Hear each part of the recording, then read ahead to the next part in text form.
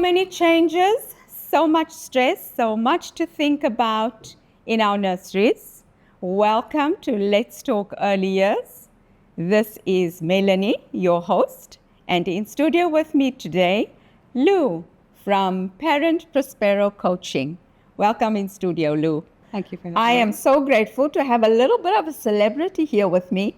Yes, yes, you are.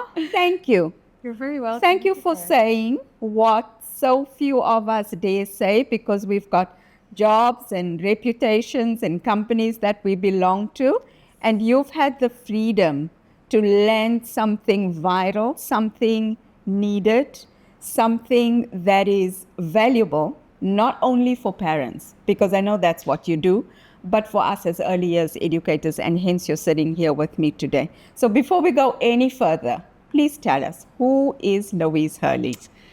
Well, thank you for having me, and thank you for saying that was a lovely introduction. So I'm Louise Hurley. I am a born educator. I have been an educator for decades, and much of that was in the early years. So I'm a passionate early years advocate. And in recent years, I have pivoted more towards supporting parents in a role as a parenting coach. And so it's been quite a while since I've spoken about early years education, because my work has taken me towards supporting parents. But with recent developments, I've realized we can't separate the two. There has to be some cohesiveness between, educators and parents. And as you said, there was a viral moment where I realized I'm in a great position to speak about this because of my experience as an educator, my experience as a mother. I have an 11-year-old and a 3.5-year-old who's a summer child and was a premature baby. Yeah. So different things factoring in. And I have a unique viewpoint on this whole approach to education and early years and what that looks like. So we're going to tap into all of that today. I am so grateful for your expertise. I am so grateful that somebody has finally said what needed to be said. And in addition to that, Louise, I put a post out this morning. I reposted one of your Instagram. I put it on my stories.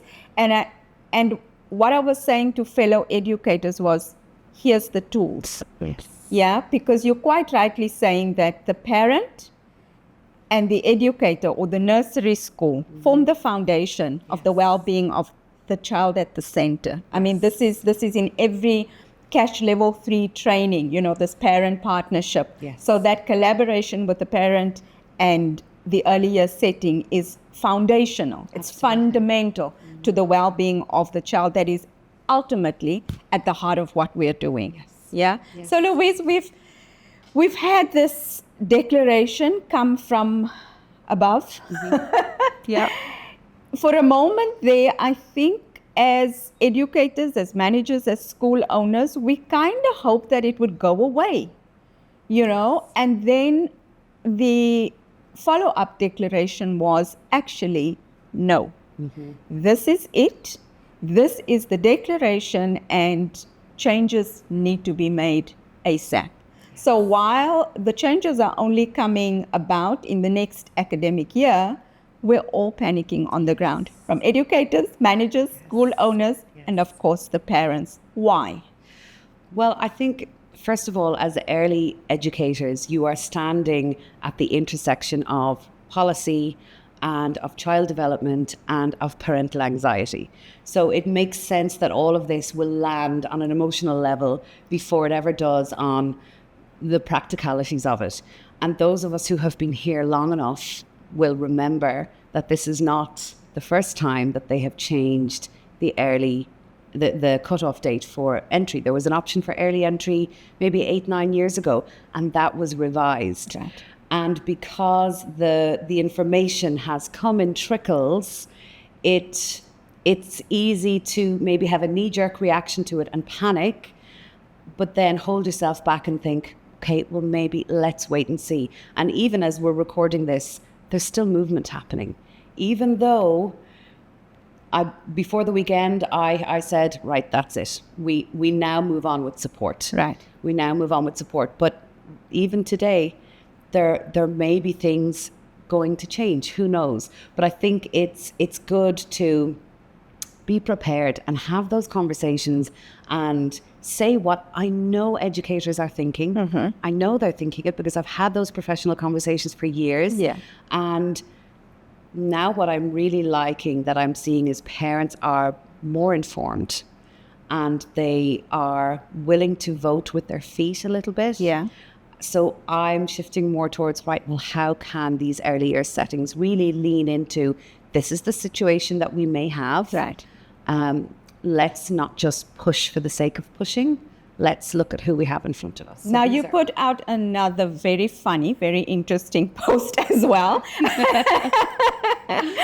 With a little girl and the nanny or the mom. Yeah. You know, just trying to scale up, level up. And I think perhaps some nurseries are feeling that pressure as well. That yes, we're in term 2 and we need to get the academics together. You know, we really need to get this phonics in there, not phonemic awareness. We need to get this phonics in there. And we need to get this academic training into these children and really hammer it into them before they transition into the schools. Yes. But you know, and I know, that's not the way to go. No, it's not. It's not. What are we going to be doing on the ground? I think the word advocate is always coming up in my head when I'm thinking about this. I'm thinking about earlier settings in nurseries, not bowing to pressure from parents who have the best intentions but are panicking about literacy and maths. And specifically for schools, that FS2 year 1 jump is enormous no matter what. Yeah. Even if you get to the end of the EYFS and you've ticked all those development matters and you're a strong student, you are still going to feel a transition. Yeah. And I incidentally have many parents seeing me because their children are in year 1 and really the environment is causing stress. Right. Because they're making that jump. So I think early years advocates are going to have to be really strong, lean into what you know what best practice is. That has not changed. You know that you have a curriculum in front of you, but you don't need to be a slave to that curriculum. And that if you are trying to build skills before a nervous system is ready, then those skills will not be consolidated. Yeah. That's why we have the prime areas, right? That's why we have our emotional and social, and we have our physical development, and we have our communication and language. Why would we be, for example, trying to get children in FS2 to write whole sentences if they can't verbalize? And we do it. And even the best of us, educators with great intentions who know better, feel the pressure. Yes. Because I think when we started measuring outcomes and when we started really focusing in on the data, and don't get me wrong, I'm a data girl, I love it, and I think it can really inform you. It runs the risk of abandoning what we know best. Yeah, I agree with you. And we do know best. Yes. The Nordic countries have given us a beautiful example. Yes. They start school when children are 7 years old. They start formal school when children are 7 years old. That's a very long way to what's currently being proposed in the UAE currently, Louise. So we know the data. The evidence is there. Yeah. Unfortunately, or fortunately, we're in the situation right now. So as you were saying, we need to be proactive. We need to understand that actually what we know to be true is true. And so how are we going to convince these parents, as you're saying, well-intentioned, that play-based learning really has its place in establishing this readiness for where children are transitioning to? Yes. I think we need to educate parents. We need to formalize that. We need to invite parents into our settings. We need to run workshops. We need to move away from flashcards like that reel that I showed with the lady, and she had those dots and she was having the child recognize quantities. That's a specific skill, but we're missing so much around that. So we need to gently open those conversations because these parents are well-intentioned. They are. And they want the best and they want to give their children the best start. But as educators, we have access to what is best practice, what is neurologically sound. Yeah. What is attainable developmentally for these children at each and every intersection of the development matters, as you mentioned previously. And I think it's important as well, not to scare parents, but to have some real conversations about why that goes against really solid learning. Yeah. That rushing in too early and what that does. So one of the things that I do in my work with parents is helping them to understand what's developmentally appropriate and what happens if we don't support that process. Yeah. What happens if children are dysregulated at home or in a learning environment? We see shutdown, we see loss of the joy of learning, we see children who are aggressive, who are maybe displaying behaviours that are developmentally appropriate but are being labelled because they're in this environment where the capacity is not there. Yeah.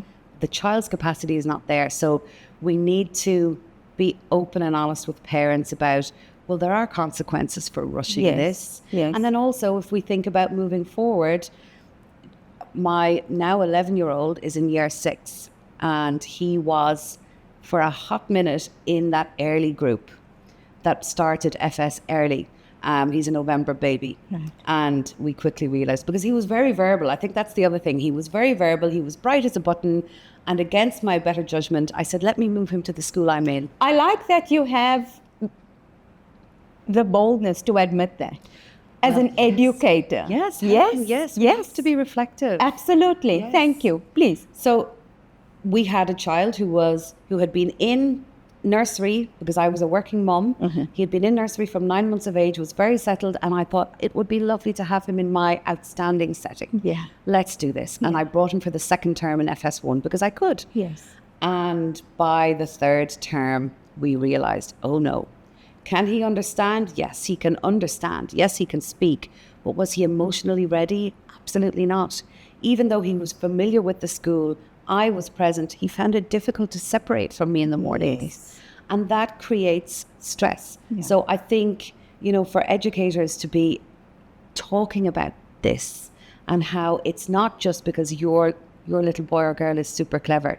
They're still super clever. Yeah. But they're on this developmental journey. Yes. That we have to respect. Yes. And I think of him now at 11 in year 6. We are contending with, I want a mobile phone. Why can't I have Roblox? Puberty. All of these things.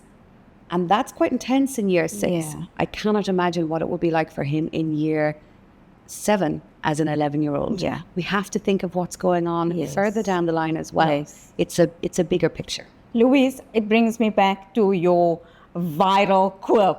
Yes. Earlier is not better. It's not better. No. Tell us what that really means. I mean, you've given us the lead up to that just by what you were saying. But what is that implication for the parents now on the other side of it? Yes. Earlier is not better. Yeah. Because when we think about a child's brain, right, we need to get the basics right first. We can't skip. And the learning that takes place will not be fully consolidated unless we have emotional regulation in place, unless they are calm and safe and happy in an environment, unless they feel like they have an attachment to the adult that they are with. Without those things in place, what is happening is dysregulation, or at best it's masking. Yeah. It's school anxiety. Yeah. It's school refusal. So this is why earlier is not better. Now, you always look at the child in front of you, and there's no doubt some children are super duper confident and maybe they can handle it, but you look at their capacity. Yes. You don't assume. And the other thing is, readiness, eligibility is an admin thing. It's an age, it's just a number, but readiness has got nothing to do with a number. Right. It's got to So do just because we're eligible to go into school, yes, does not mean that we have to go into school right now. Absolutely. Absolutely. I want that to land with our audience. I want that to land with our audience, and I want that to land with them, particularly for them to share it with the parent community. You know, our audience predominantly is early years educators, leaders, and managers. For yourself as a parent coach, I'm so grateful to have you here again, Louise. You know, so we're extending our audience, but I really want that to land with our educators, that they share this message. You know, and I think there's been another panic amongst school owners and school managers that our nurseries are going to run dry. You know, that because suddenly all of these children now are scrambling to find a place in school. But it doesn't have to be that way. It doesn't have to be that way. In Dubai particularly, many nurseries are licensed for FS2. Absolutely, yes. And I think we need to capitalize on that. Yes. You know, I am a fierce advocate for children remaining in the nursery for as long as they possibly can, because you rightly said earlier, Louise, you said that feeling of that transition is something they're not yet able to articulate.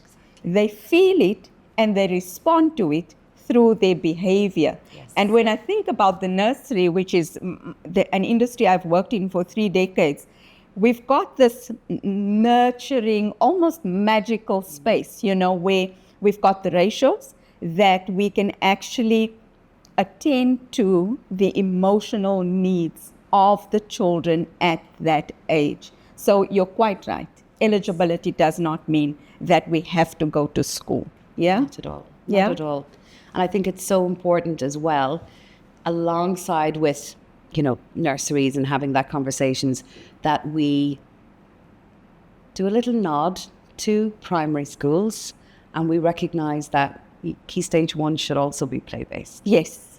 And that when I have a hesitation about where I have a 3-year-old and I hesitate, where should I put my 3-year-old for FS2? Do I put her in the nursery? Do I put her in a school? But because I'm so familiar with that jump from FS2 to year 1, I find myself thinking maybe I should head towards a school. So I think it's important for schools to start having that conversation about, how is this working? Yeah. How is it working for you in year 1? Yeah. As a teacher, I taught year 1 for years. The first term was really hard for everybody because we don't have time. Now, I know some year 1s will do play-based for the first term, but it really is phased towards, we're going to phase this out. Yeah. And we're going to move now towards more academic. Yeah. And it doesn't suit the vast majority of children. No, it does not. Again, the proof is there, the evidence is there, and I think this conversation, again, I hope it lands in the right spaces. What are educators practically going to do on the ground in the settings to prepare our children for this transition? So I think it starts with how we are welcoming parents and families into the school. You spoke earlier about some prestigious schools, you know, outstanding ratings, let's say. I think the message I'm giving parents is the ratings tell you something, and that's great. Yeah. But you also must go with a gut feeling that you get when you walk into the school. Absolutely. You don't ignore that. Yeah. And you also walk in armed with the knowledge that your child very likely is going to wobble in a new situation. And Anywhere. Yeah. With a stranger. We actually want him to be wary of strangers. Yeah. That makes sense. Yeah. So we want to go in expecting that somewhat. And for educators, you have to do more than one assessment and make a decision. You cannot gauge a child in this new setting. You don't know what kind of prep a parent has done. That parent might have been sitting with flashcards. Yeah. If it is a prestigious school and they really feel pressure to get in, that parent might have really hyped up the situation. The child might have been arriving in the building for the first time. I have a masterclass that it's a recording that talks about how do you get your child ready for these things. And one of the things is you drive by the building. Yeah. I say that to parents all the time. Yes. You have to, you have to prepare their little brains. Do the PR for the nursery or for the school. Exactly. Yes. And you don't talk about how much fun it's going to be. You talk about how safe they're going to be. I love that. The focus is not on fun. Yeah. Because fun is something that the brain engages in when it is calm. Learning is something that the brain engages in when it's calm. But in this new situation, many children will go into a fight or flight, or they will cling on to their parents. And I think we need to do better than to write in our little notebooks as educators, but not separate from mum. I think we need to have stay and plays that are regular. More than one stay and play, the PR moment for the school that goes along with the assessment. I like that. More than one. The other thing, and I know logistically, and this is speaking to school owners and management, I suppose, I know logistically Dubai is quite a transient place and you might not know who your staff is, etc. Please, for the early years, try to prioritize that. Because I want to have a picture of that teacher. I want to be discussing that teacher with my child. You know, if they do eventually get into the school, this is your teacher. She's so kind. She's looking forward to meeting you. She's the one who's going to help you. It might seem small, but that's huge, and it means everything to our children. I'm just reflecting on, you were saying how they feel. You know, and this was your gesture, how they feel. This is primary. Developmentally appropriate for these children at this age. It's about how they feel. Absolutely. Nothing else can happen until that feeling of safety has been established. Absolutely. So yes, I've done plenty of early years assessments, and there are times where there will be a child in front of me and I can walk away from the interaction and I will think, that child is nonverbal. And they absolutely are not nonverbal. Exactly. They have not felt safe enough with me in the environment. They've been on high alert. It's hypervigilance. And if you think about it from a nervous system point of view, their little amygdalas are sensing danger. And so we're not going to get the best out of them. And I'm definitely not going to ask them, how many cars can you see? They're not going to engage with their peers. Or if they do, you might find quite argumentative behavior or defiance, and I fully expect that from a good portion of children. Louise, this is so insightful. You know, this is really insightful. I think even from a parent perspective, for them to understand that the hyping up needs to come with a different strategy. I like what you said, that it's not about fun.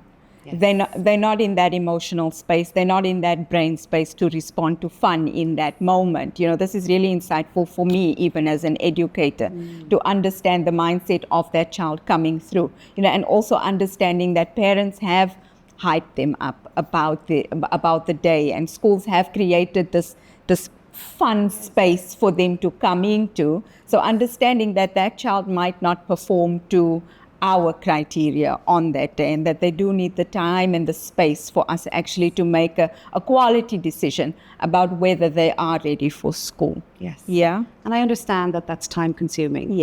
And even for parents, even when we look at a staggered entry, I believe I've seen one primary school who's offering flexi FS1. I'm delighted to see that. We have to be adaptable. We have to change the environment and the way these children enter school. And I know for parents, many of them are working. Perhaps this is hard, but I think the goal we always have in mind is, how can we make this environment, this transition, this situation developmentally appropriate and meet the needs of the child. Not the curriculum, not the policy, because we just see an extension of that mismatch when we have children in the first term who are crying all day long and really struggling, or we find that socially they're not taking turns or sharing, or they're having fights, or they're biting, or they're hitting. That is a signal that something is mismatched here. So we either address it from the beginning and we approach it like that, or I used to always say with my colleagues, sometimes it can feel like you're pushing square pegs through round holes. Because you are forcing it. At a certain point, you are forcing it. And they're not ready? No, they're not ready. And it changes who they are. So we don't want to do that. We don't want to do that. We don't want to do that. If we're really saying that we're advocating with the child at the center of what we are doing, then this is the reflection we need to be making on the ground. As early years educators, Louise, if there were 3 tools, and I know I spoke to this morning as well, and I hope that we're going to be responding to you, and even from our conversation today, I'm really looking forward to you to create some tools for us as educators. Please share it on your social media. Yeah, absolutely. Please share it with us. How can we practically now, in the next 2 terms, 1.5 terms, there are bound to be children who are going to be leaving us too soon. Yes. We know that. Yes. Yeah. How can we best support those children in the settings? Now, you and I know it is not going to be, as we said, we are not going to be force feeding them all of this academic learning. But then what are we really going to be doing instead? I think we double down on what we know. Okay. We know that the fundamental skills of emotional regulation are critical. So we provide lots of opportunities for those children to engage with others who have equally immature emotional skills. Yes. We really promote emotional literacy. We allow lots of play opportunities. We work closely with parents to support them at home, at school. We educate parents through workshops, through just information. Yeah. And I think we let them know, don't bow to the pressure of counting and beginning your ABCs and starting to write all of these things before they're developmentally ready. Right. So I think we have to stand, shoulders tall, shoulders firm and say, no, we know what we're doing here. And trust that. Faith in us, yeah. Yes, exactly. I agree with you. Thank you. That is helpful too. I'm looking forward to the tools you're going to be sharing with us. Whether it be a little book, whether it be a little talk you're going to give, a webinar we can log into. Yes. I'm looking forward to it. I think that what you've got to contribute to our community is going to be really, really valuable in terms of practical tools, not only to create that parent partnership, but really to take away some of the panic and the stress that we're all feeling currently. Yes, absolutely. Yeah. My plan is to have something for parents, and I think it's really helpful for schools to engage in some training. Yeah. Because I did not actually know this as a teacher. Yeah.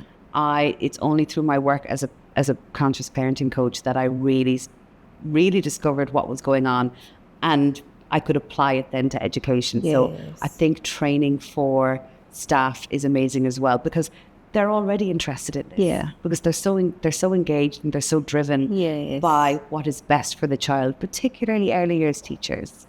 They are, in my opinion, the creme de la creme of, other teachers will disagree with me. They know it. They are, and sometimes maybe they're not taken seriously by the, upper primary, but we know our stuff so well. Yes.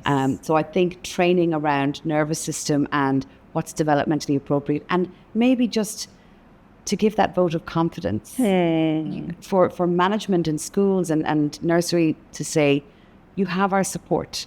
We know you know what you're doing. Lean into it. We will support you. I love That's that. important. Yeah. As we close our conversation, too soon, I know. Louise, final words for our community? Advocate for your children. You know best. You know what they need. Don't be afraid to voice it. And you are the experts. They truly are. Because early years teachers will spend time on Pinterest. They will get irrationally interested in OT because of one child in their class. They will do that. So advocate for your children and be confident in what you know, because you do know what you're doing. I love that. Thank you. You're welcome. Thank you. Where are we going to find you when we need you? So my Instagram is Parent Prosper Coaching, and my website is parentprospercoaching.me, I believe. Just ping me. I'm very reactive on Instagram. Just you can send me a DM. My number is there. There's lots of resources for parents, and coming soon for schools as well. I love it. Thank you. Thank you, Louise Hurley. Thank you so much. It has been a phenomenal pleasure. All my pleasure. Thank you. Thank you.